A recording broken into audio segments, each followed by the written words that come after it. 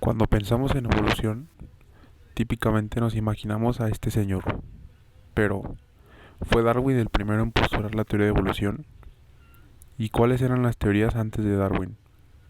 Esto es, la historia del pensamiento evolutivo en un video.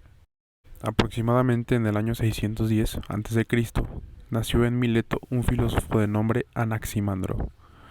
Entre otras cosas, Anaximandro propuso que los primeros animales vivieron en el agua y que los humanos eran descendientes de otro animal que probablemente era un pescado. Más o menos 100 años después, Empédocles propuso que los primeros animales y plantas eran como partes separadas de los actuales, algunos de los cuales han sobrevivido juntándose accidentalmente de una manera ventajosa. Sin embargo, en estos tiempos, otros filósofos, como Platón y Aristóteles, que creían que las especies eran fijas, y en otras teorías como la generación espontánea, tuvieron más influencia. En los 300 a.C., filósofos chinos taoístas, como Zhuangzi, creían que los humanos, la naturaleza y el cielo existían en un constante estado de transformación.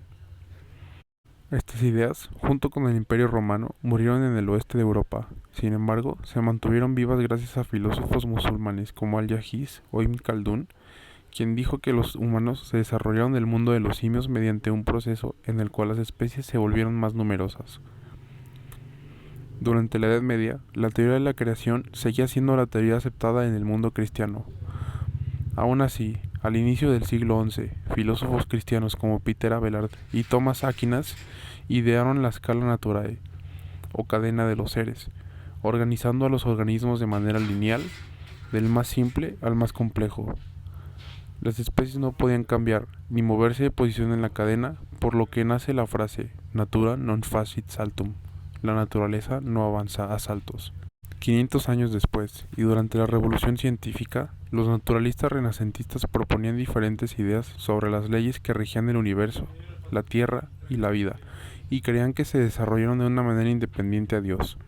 Por ejemplo, en 1751, Pierre-Louis Maupertuis escribió que las modificaciones naturales ocurrían durante la reproducción, acumulándose a lo largo de las generaciones para dar vida a nuevas razas y especies.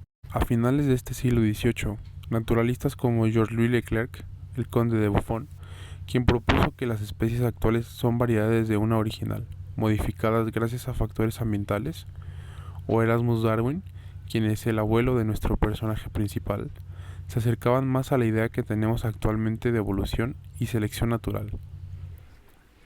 Con el crecimiento de la paleontología y gracias a Georges Cuvier, aprendimos que las especies se pueden extinguir y que las actuales se parecen bastante a aquellas de las cuales solo tenemos los huesos fosilizados. En 1830, Charles Lyell publicó su Principles of Geology, el cual postula que la geología actual es el resultado de procesos constantes y graduales, y aunque Lyell mismo se oponía fervientemente a las ideas evolucionistas, sus libros influenciarían a muchos evolucionistas, incluyendo a un joven inglés que en esos momentos se encontraba realizando un viaje alrededor del mundo. Otro nombre importante del predarwinismo es Jean-Baptiste Lamarck, proponente de la teoría de transmutación de especies, y quien también reconocía que las especies se adaptaban a su ambiente. Sin embargo, Lamarck no creía en un ancestro común, sino que en la generación espontánea de diversas formas de vida simples. En 1844 se publicó de forma anónima, aunque hoy se sabe que fue el escocés Robert Chambers, el muy controversial Vestiges of the Natural History of Creation. En él se postulaba que la evolución, tanto de la Tierra como de las especies, era un proceso progresivo, gradual y continuo. Esta publicación también influenciaría al joven inglés que mencionamos anteriormente. Volvemos a 1831. Charles Robert Darwin se encuentra a bordo del HMS Beagle, a punto de hacer descubrimientos que cambiarían no solo sus propias ideas, sino que al mundo y a la ciencia como la conocemos. Darwin creció en una familia adinerada de Inglaterra, lo que le permitió educarse en las ciencias naturales y teología. Estaba listo para convertirse en cura cuando el capitán Robert Fitzroy lo invitó a formar parte en la expedición del HMS Beagle alrededor del mundo. Incluso fue Fitzroy quien le obsequió a Charles una copia del Principles of Geology de Lyell. Durante este viaje de 5 años, Darwin observaría y coleccionaría fósiles, aves, tortugas y un sinfín más de animales que servirían de clave para formular su teoría. Su libro, The Voyage of the Beagle, lo convertiría en una figura prominente en el mundo de los naturalistas del siglo XIX. Un año después de regresar, Darwin empezaría a escribir sus apuntes, incluyendo árboles como este, en una libreta secreta. En 1858, y después de sus viajes por el archipiélago malayo, Alfred Russel Wallace escribió a Darwin pidiendo su opinión sobre su teoría de selección natural. Finalmente, se presentaría una teoría conjunta que llevó por título On the Tendency of Species to Form Varieties and on the Perpetuation of Varieties and Species by Natural Means of Selection.